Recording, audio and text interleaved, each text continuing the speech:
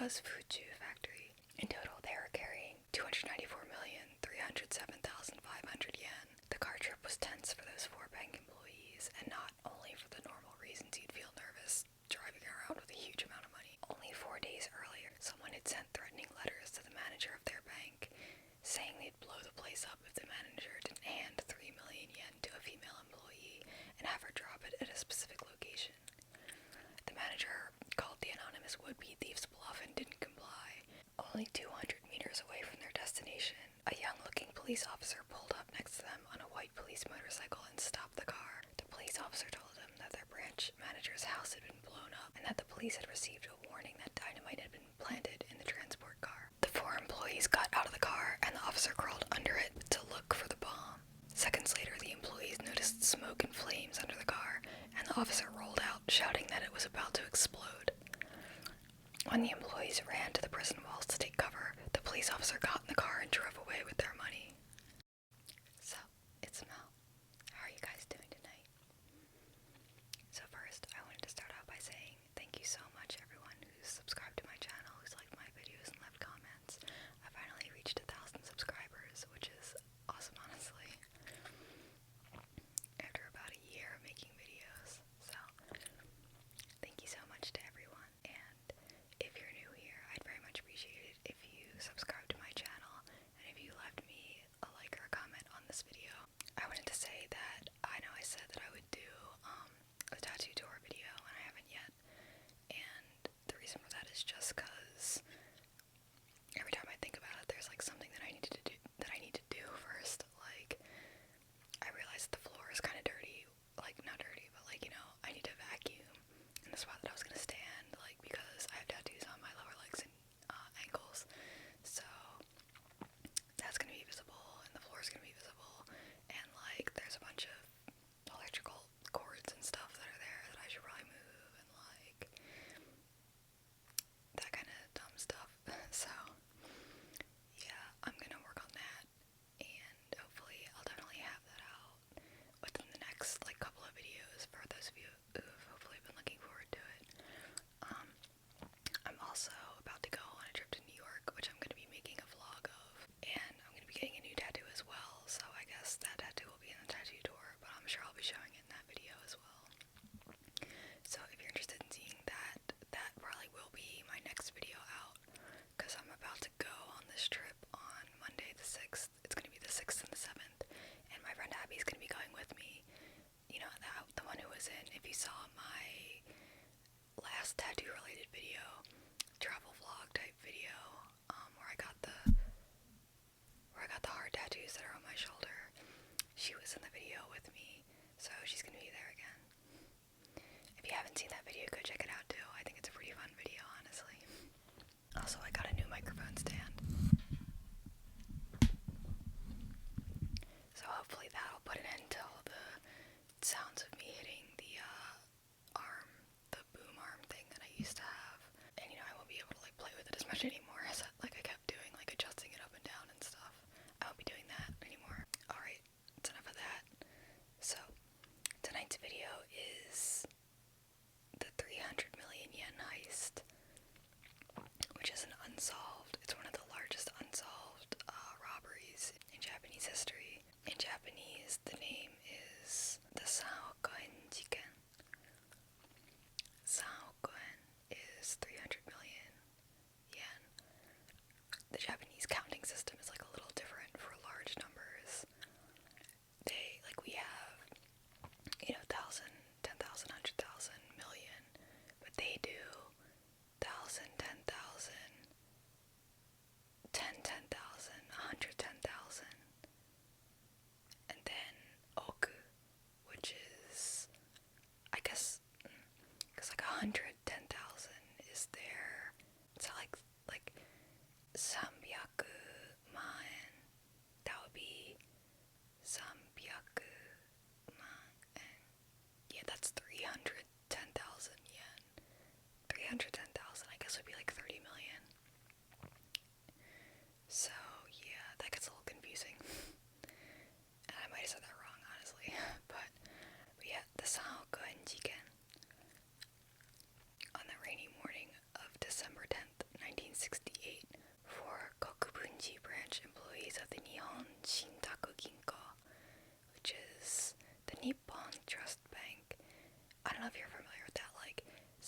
say Nippon instead of like Nihon.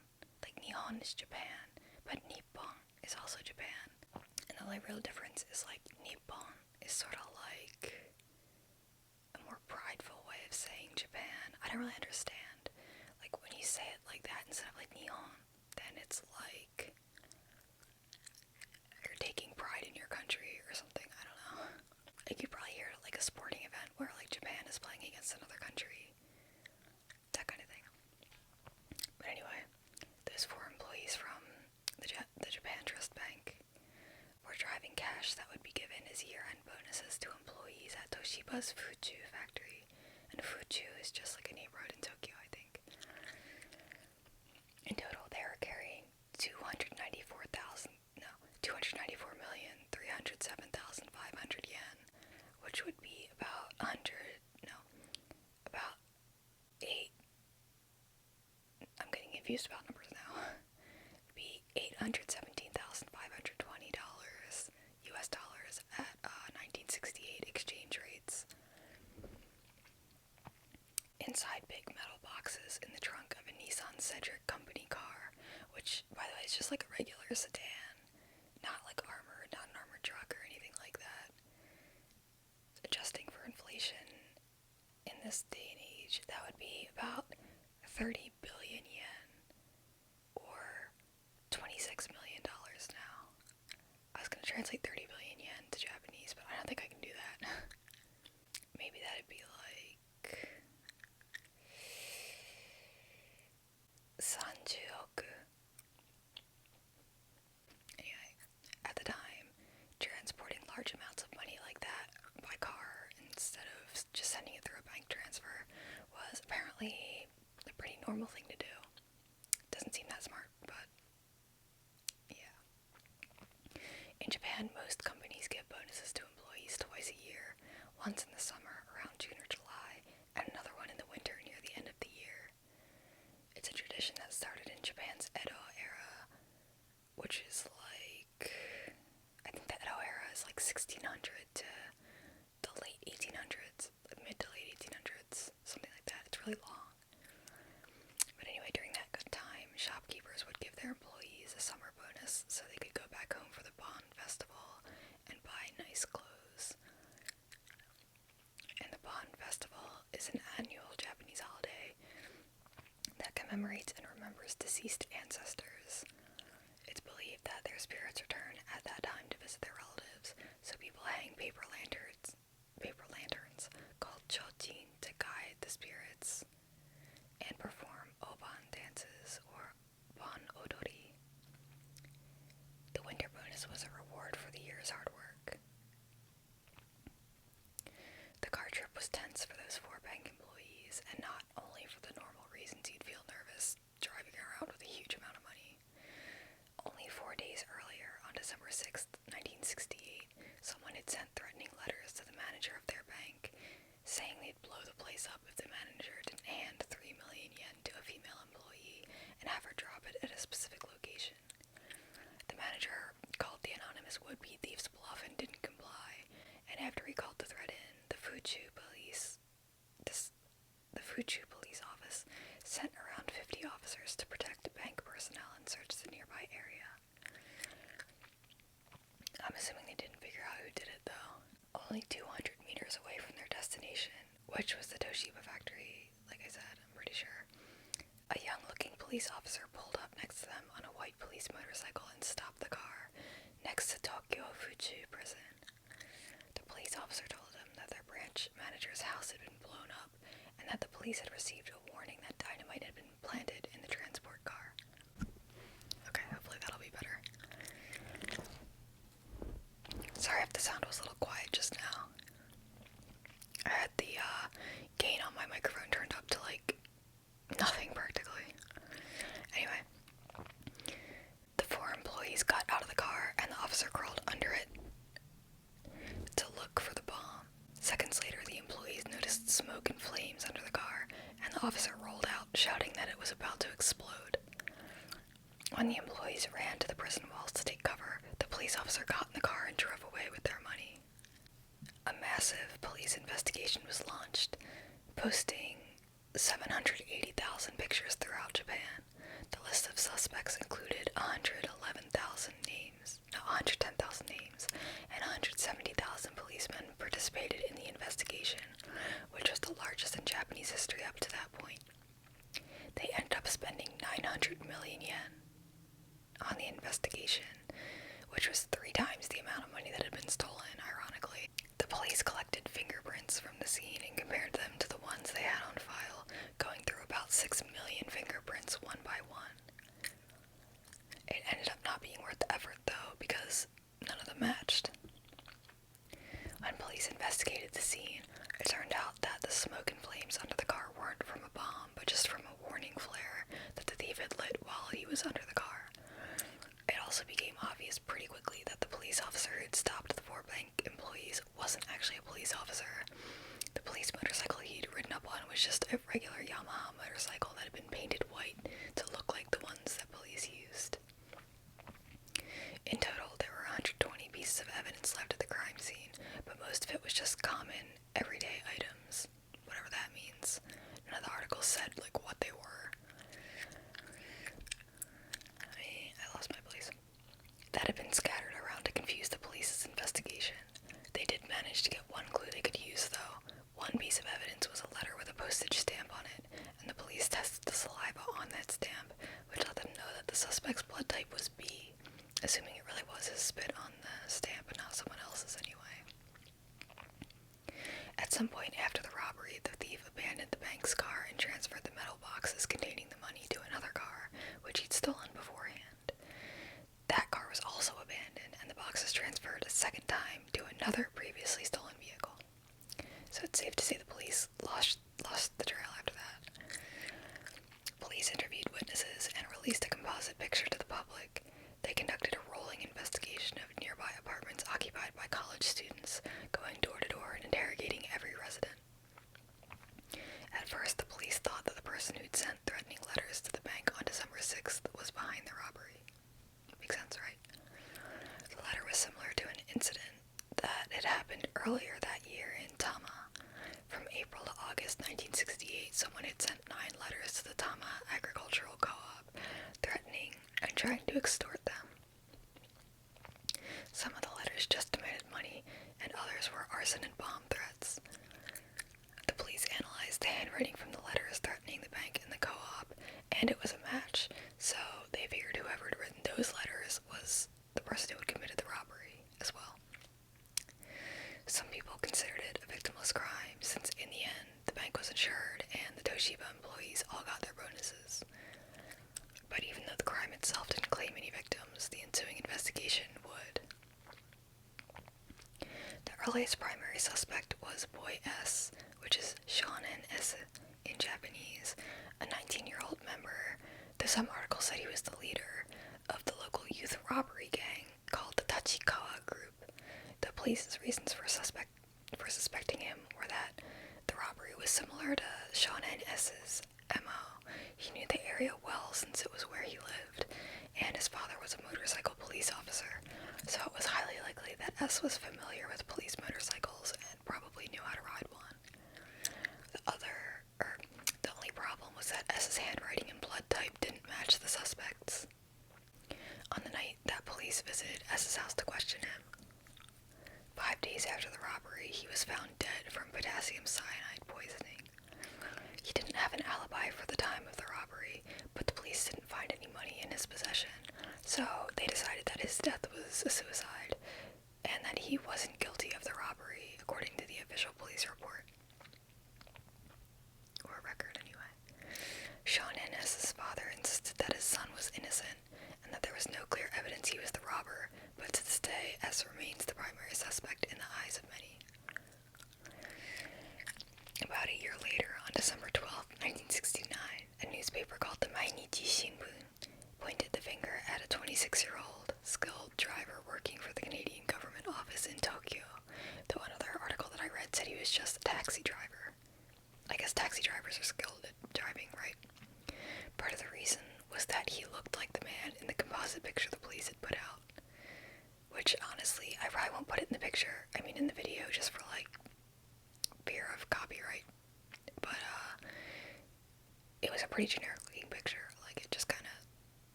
attractive, just a Japanese guy, like, didn't really look all that distinctive, in my opinion anyway. So, there were probably a lot of people that looked like, vaguely like that at least. Anyway, the police arrested him on an unrelated charge so that they could, hold him and try to get him to confess to the robbery, which is usually how the Japanese police do things. They're very reliant on confessions.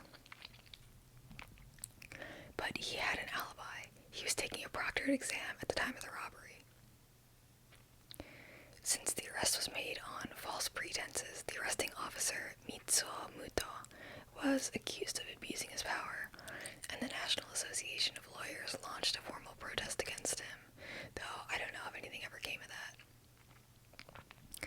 Even though the driver ended up being proven innocent and not charged with anything, his arrest ruined his reputation, and his family ended up becoming bankrupt. In 2008, the driver committed suicide at his house, which is like 40 years after the crime, so I don't know if you can really say it's related, but I guess he didn't have a good life regardless. Even the police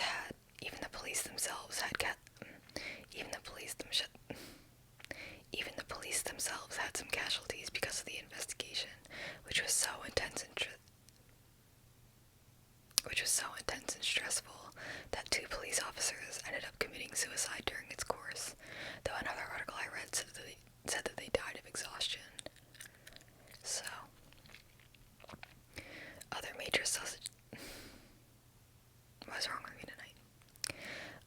suspects were other members of the Tachikawa group besides S, a trio of brothers in a nearby city, and an employee of a local real estate broker's office.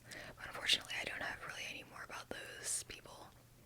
Didn't get any other information about them.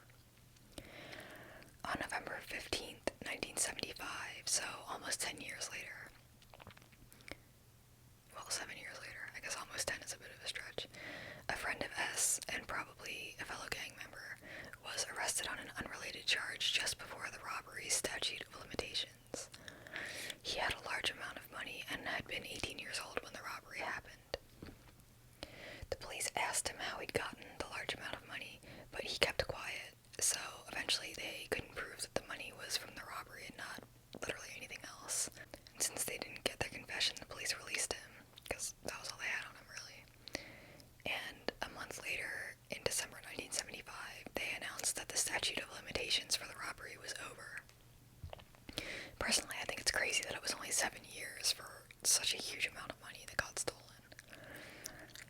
I don't know if they legally distinguish between types of theft, like in the US you do, like petty theft or larceny or grand larceny. I don't know that much about it, but yeah. Though there was a loophole in that, which, get a load of this, basically, if it could be proven that the robber had spent any time outside of Japan during the 7 years, it wouldn't actually count as having been 7 years, because the time he was out of Japan would be subtracted from the total. So basically, if he left the country for a year, it would have only been 6 years since he committed the crime, and he could still be prosecuted, because time stops outside of Japan. I think that's really weird. Yeah, I don't know about that. The insurance company that covered the loss for Toshiba could also sue the thief for the money plus interest within 20 years of the crime. But that 20 years came and went as of 1988, so from then on, any civil liability that the thief might have faced had also expired, leaving him perfectly free to come right out and tell his story without any kind of repercussions if he wanted to. That hasn't happened though. The case was profiled in 2001 on the show Project X, an NHK TV series focusing on the accomplishments of Japanese of the greatest generation, which is roughly people born between 1900 and 1925. The episode was about fingerprint specialist Uehei Tsukamoto, and his attempt to solve the 300 million yen robbery, along with another robbery. In 2018, an anonymous author posted on the website Let's Become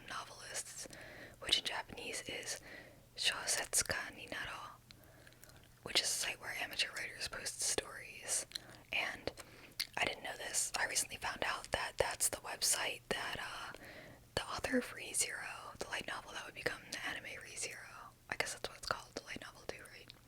He posted on that website too, probably along with like lots of other light novel authors, but I just wasn't aware of it until this case, and then until I read an article about ReZero, so I just thought it was a fun connection, I don't know. The website is also referred to just as Naro, in short, which literally just means let's become. But yeah, so the story that was posted on Shosetsuka ni Naro was called, quote, I'm the perpetrator of the 300 million yen incident. Pretty on the nose. The confession was posted in chapters over the course of a month and a half and came out to 80,000 characters, which would be about 140 pages if it was a book in single-spaced and in English, anyway. Because Japanese books are, their orientation is like up and down like that, and from right to left. Yeah. So I guess they probably can't fit as many like lines on the page going up and down as you can like that. That's just an assumption on my part though. But anyway, basically what this writer, calling himself Shiroda, says is that he came up with the idea to do the robbery and suggested it to Shonen S. I can't decide between saying S in English and S in Japanese. Whatever. But the two guys were in some kind of love triangle with the girl named Kyoko. After a while, Shiroda and Kyoko decided to do the robbery themselves, and Shonen S backed out. Shiroda waited until Kyoko passed away to tell the story. Some of the details of the story match up with the case, but the writer didn't seem to have any kind of real insider knowledge of the robbery that only the culprit would have. It ended up just being stuff that he wrote that was probably widely known in the Japanese public consciousness anyway. So it might not be legit. It might be legit. Probably isn't though. Probably just someone getting creative. Even though the incident is commonly known as the 300 million yen robbery, it's actually considered by Japanese criminal law to just be a theft, not a robbery. I guess because no one was injured, or because it wasn't armed. I don't know. It was the single largest heist in Japanese history at the time. Half a century later, the case remains unsolved, though it's still talked about plenty. In a discussion hosted by Gendai Media between three experts, author Nagase Junsuke, manga writer Watanabe Jun, and former police detective Eto Shiro, all three of them pointed out facts that indicate the robber might not have been a criminal mastermind, but just someone who got lucky. First, they pointed out that the fake police motorcycle was dragging a rain canopy, which I guess is like a tarp or something, that was loosely attached to the back seat for some reason. If a car had run it over while the robber was driving, it probably would have pulled the bike down and he could have been seriously injured. Not that smart. Second, many people initially thought the robber decided to commit the crime behind Fuchu prison because the area was relatively secluded, so in theory there would be less witnesses. In actuality, there ended up being a lot of people who watched the robbery go down, including multiple guards in the prison's guard tower. Also not smart. The three experts didn't mention the supposed confession from that Let's Become Novelists post, so either they didn't know about it or they didn't think it was legit at all. Maybe this interview happened before that post was made. I don't know. Watanabe Jun, whose manga, a composite of the mysterious 300 million yen incident, which in Japanese is Kitan, Sanokuen Jiken Kitan Montaji, which shows the crime in detail, thinks that the threat to Japan Trust Bank 4 days earlier wasn't a clever setup for the crime on the 10th, but just an unsuccessful attempt at extortion, and wasn't really related. The perpetrator of the 300 million yen incident might have just heard about it and taken advantage of the circumstances. In Japanese, he says, 未解決であることで犯行が最初から完璧だったようなイメージが残ったんじゃない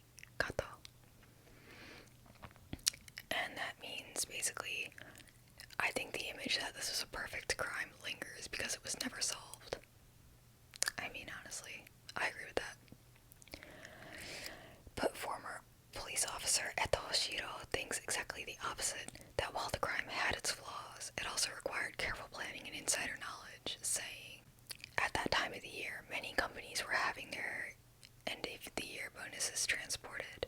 To target the Toshiba funds, the culprit had to not only know the large amount carried by Toshiba, I mean, it's a large company, it's a huge corporation, I don't think that's really surprising, but that it was also lightly guarded, and also have to reason that due to extremist and left-wing student demonstrations occurring in the Tama area at the time, the number of officers who could respond immediately would be limited. And in Japanese, that's それに当時は年末で多くの企業がボーナス用の現金を運んでいた。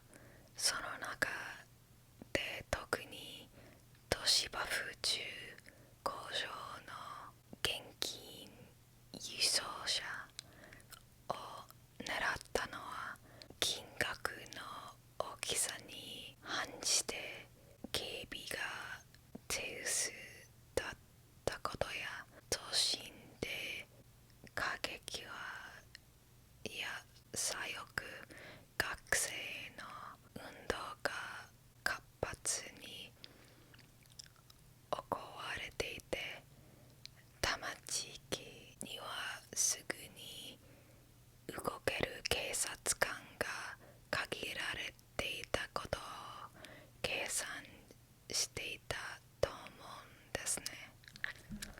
He also thinks that there wasn't just one culprit, but that there had to have been 4 or 5 who split the money.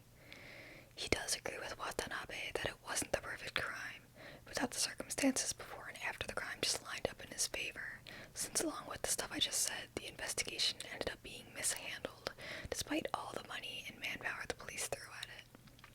Usually the Japanese police's 3rd Division leads robbery investigations, but since the case was so public, the police chiefs gave control to the 1st Division instead, which was homicide, not robbery.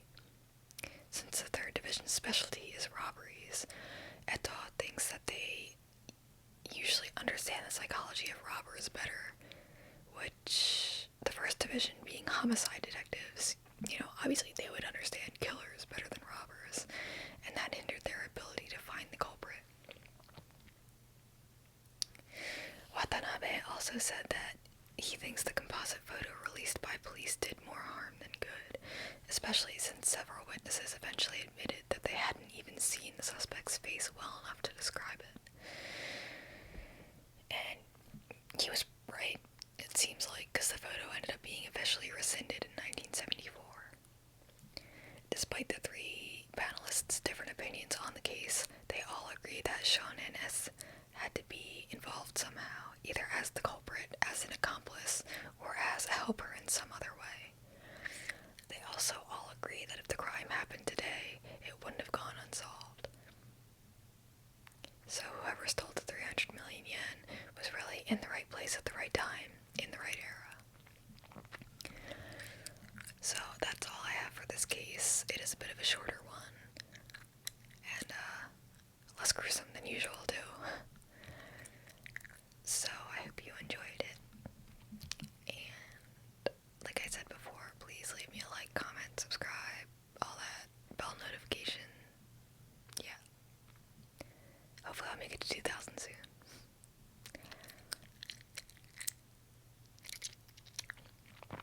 And I hope you look forward to the New York vlog video, as well as the tattoo tour video.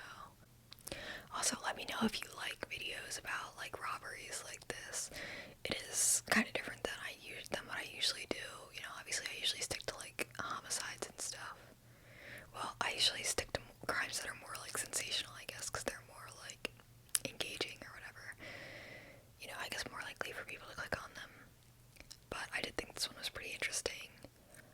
And I do think it's interesting how it sort of remained unsolved. Unfortunately, I couldn't find a huge amount of details on it.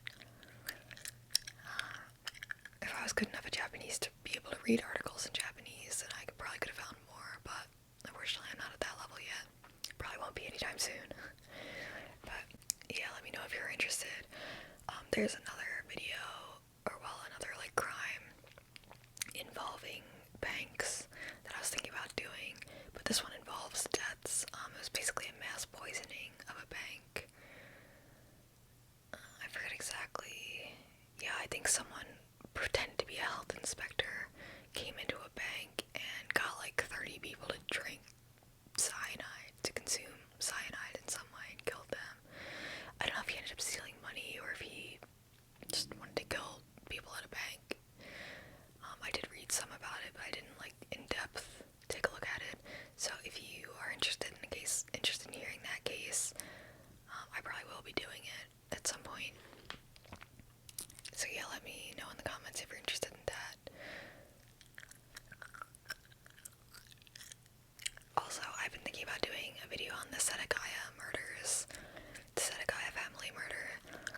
I think that's like probably one of the best known Japanese cases. It's also unsolved.